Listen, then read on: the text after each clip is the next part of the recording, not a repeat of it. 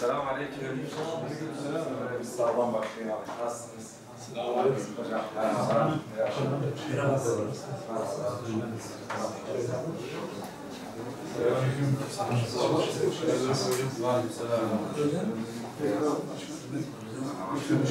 Dünden beri Adana'dayız.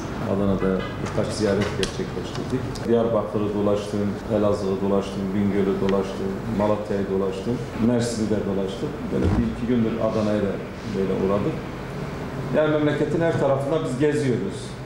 Özellikle mütedeyyin insanların da fikirlerine başvuruyoruz, istişare ediyoruz. Sorun sıkıntılarını dinliyoruz. Bu memlekete biz ne yapabiliriz, ne katabiliriz? Kendi gücümüz nispetinde bir şeyler yapabiliyoruz. Yani ben şuna inanıyorum. İnsan hizmet etmek istese vakit çoktur. Gerçekten bu memlekete bir şey yapmak istersen ve yüreğinden gelirse vaktin çoktur. Bizim partimizin bir duruşu var. Aslında herkes içindekini dışarıya vuruyor. Biz İslam'ı ölçü alan bir partiyiz. Partimiz net söylüyoruz. Hani bunu gizli saklı da demiyoruz. Şurada böyle görünelim, şurada şöyle görünelim değil. Biz bunu başta söyledik. Parti programımıza yazdık. Her çalışmada da eğer İslam'ın ölçülerine uygunsa hiçbir kınayıcının kınamasına korkmadan inşallah bunu dile getirmeye çalışacağız. Yani hikmetle, uygun bir dilde bunu dile getirmeye çalışacağız.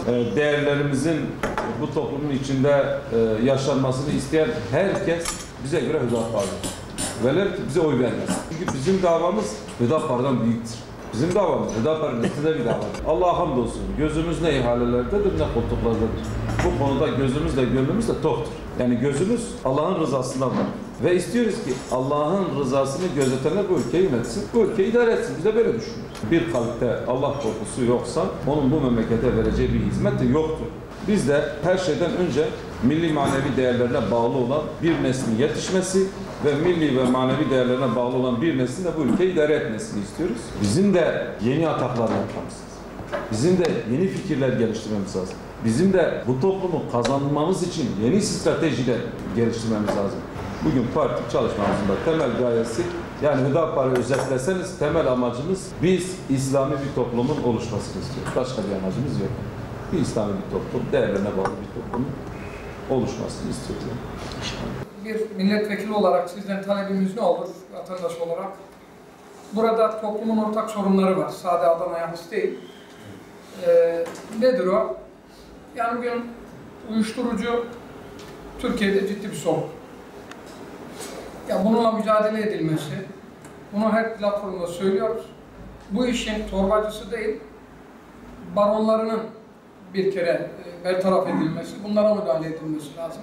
İstanbul Sözleşmesi'ydi. Fakat isimler değişse de eğer burada kanun değişmezse burada o problem devam ediyor. İsmi değişebilir. Gençliğin bu noktada gerçekten yani özgürlük adı altında, hoşgörü adı altında artık her şeyin mübahlaştığı bir şey. Yani özgürlük sınırsız değil. Gençliğe doğru bir yatırım yapılması lazım. Daha planlı, daha programlı olunması lazım.